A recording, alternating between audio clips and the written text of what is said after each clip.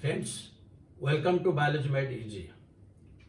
We are discussing the different population interactions, and in the earlier videos we have discussed the mutualism, protocooperation, commensalism and predation.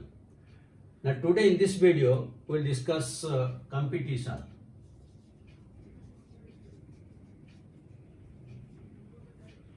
So what is this competition? And how it is leading to the evolution of different type of species. When Charles Darwin conceptualized the natural selection, he told that when there will be competition between two unrelated species, interspecies competition, then those which are fittest they will survive and the others will die. And that will lead to natural selection, and that is the theory of Charles Darwin. But this competition doesn't lie only between the unrelated species. There is also competition between the related species within the same species. So when the competition will be between different members of the same species, that is known as intraspecific competition. Intraspecific competition. And when it will be between unrelated or different species, that is known as the interspecific competition. So let us discuss first what is this intraspecific competition. When the species is one, and different individuals of the same species will compete with each other. Why? Because their food is same, their prey is same, their shelter same, the mating is same. That is why there will be competition for food, shelter, light, mating, all this, that is competition. That is why this intraspecific competition is very severe, because their ecological needs are same. But this interspecific communication, again we can give examples. This cannibalism. Cannibalism is also an example of interspecies competition, where the big snakes, they eat the small snakes. It's a case of cannibalism, but again it is competition between the big snake and small snake. Similarly, between scorpions, the bigger ones, they eat the smaller ones. So though it is coming under cannibalism, but it is a case of a competition. Now, I will give some other examples of this interspecies competition. You might have heard, when there is one herd of cattle, there will be a single bull, and that bull will control all the cows, and it will not allow any outsider bull to come to that area, because this single bull, it will provide shelter, and it will look after the food materials and mating by it. It will not allow others. That means here it is competing with other bulls. They will be in their territory, and this bull is its own territory. That means this territory is mine, that territory is yours. You can come here. This is a competition. In the same way, you might have heard about elephants. In an elephant herd, you will find there is a single male elephant, and that will control all this. Wherever you will go, then he has to lead it. The same thing happens in case of tigers and lions. That means each one of the males, it will control a lot of a female, whether elephant, cow or lion or tiger, and it will protect the territory, so that its food materials, the shelter, mating, everything is will be provided to the other animals. This is also intraspecific competition. But let us discuss then the interspecific competition. So interspecific competition is between the unrelated species. Interspecific competition is between unrelated species. So let us take some example. Now one example you can take, that in case of the South America, South America lakes, the visiting flamingos, and resident fishes So the resident fishes, their food material was zooplankton. And when the flamingos visited to that place, their food material also zooplankton. So there is competition because the food material is same. Their ecological niche is same. So in this there is a competition. This is known as interspecific competition between two unrelated species. Now let us give the second example. The second example, we can take the feeding efficiency of one might reduce that of another. So let us take one example. Then let's take the example of Abington tortoise in Galapagos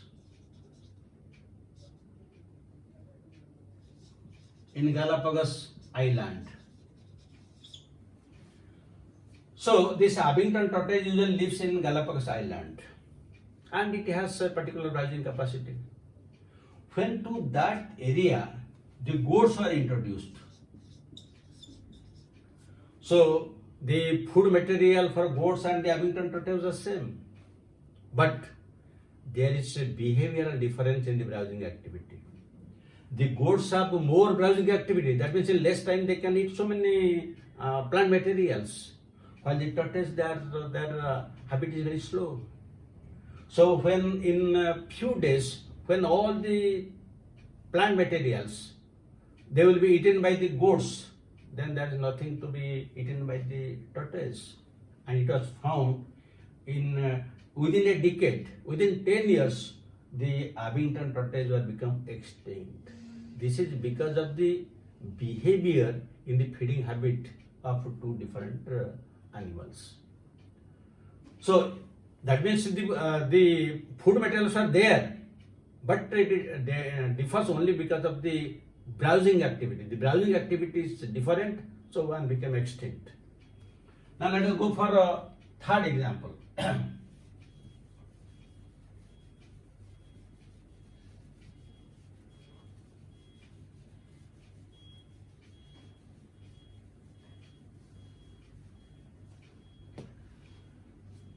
Suppose there are two animals in a particular place, and the superior one will try to dominate over the smaller one.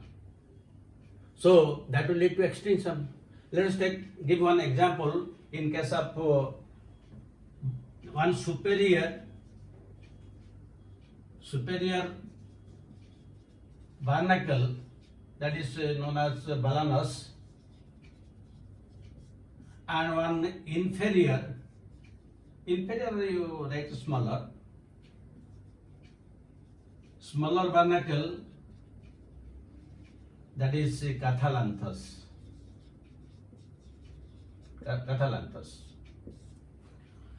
When both are barnacles, but one is superior, that is balanus, and one is smaller in size, cathalanthus.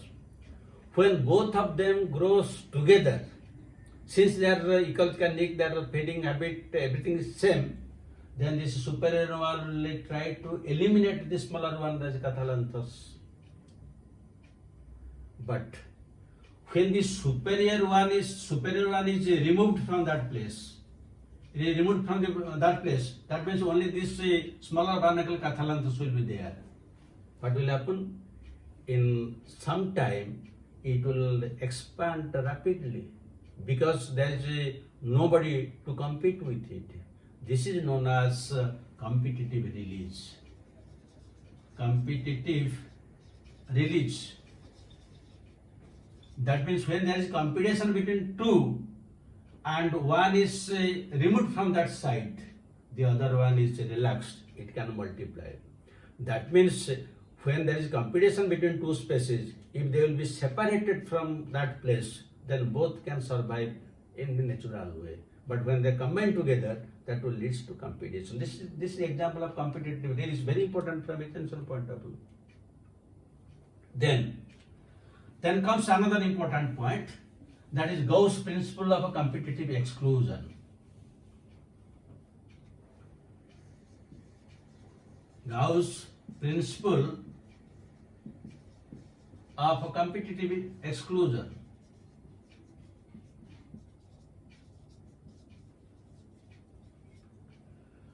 Now what is this? This is very important from extension point of view also. When two species have similar ecological niche, they eat same thing, and one is superior, the other is inferior, then naturally, as we have discussed in the previous case, the inferior one will be eliminated. But when this will happen? This will happen when the resources are limiting. When the resources are limiting, naturally the superior one will dominate and the smaller one will be killed, it will be extinct. That is known as Gause. Gause is the name of the scientist. Gause principle of competitive exclusion. Due to competition, the smaller one, the weaker one is excluded. So this is known as principle of competitive exclusion. But this is applicable only when the resources are limiting. If there is an unlimited resource, even if there is competition, both can survive perfectly. But sometimes it may so happen, the resources are limiting, but still both the superior one and inferior one all can coexist together. That is very important. And in that case, what happens? There is the resource partitioning. Resource partitioning.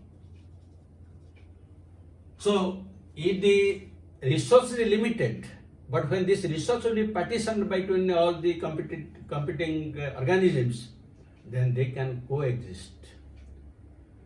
So, what is the example? The best example is that of the MacArthur, and he has given a good example of rabblers. Now there are 5 different species of rabblers, which eat on a particular plant bed, and there is competition. So if there will be distribution in the foraging behavior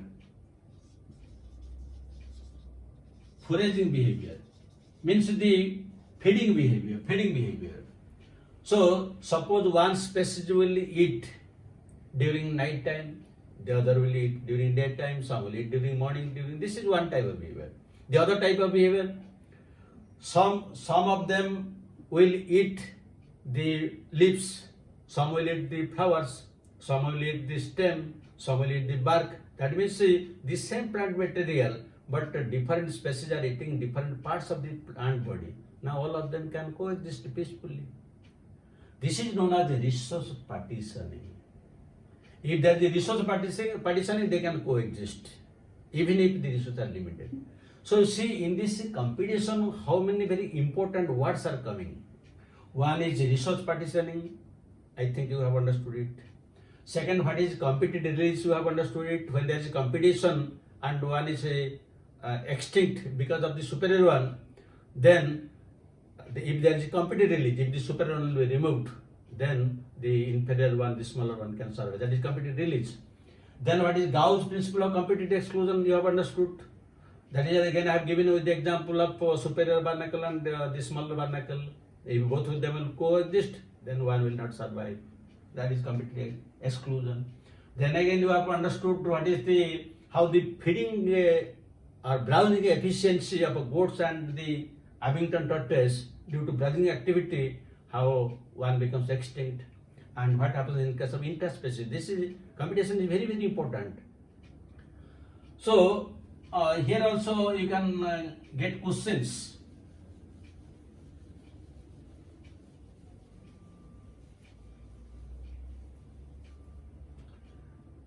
One question, the principle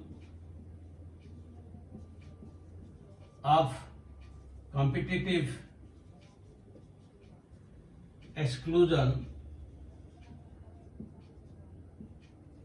was given by A. Choice, MacArthur, B. Choice, Gause, C. Choice, you can give Warming, D. Choice, E.P. Odom. This is a question. Second question, when the relation between two species is plus and minus, it is A. Choice, mutualism, B. Choice, amensalism, C. Choice, parasitism, and D. Choice, competition. So these are the type of questions they are asked, and I hope you have understood it perfectly. So thank you very much for watching it. Again we will meet in the next video where I will discuss the parasitism and amensalism. Thank you very much. Have a good day.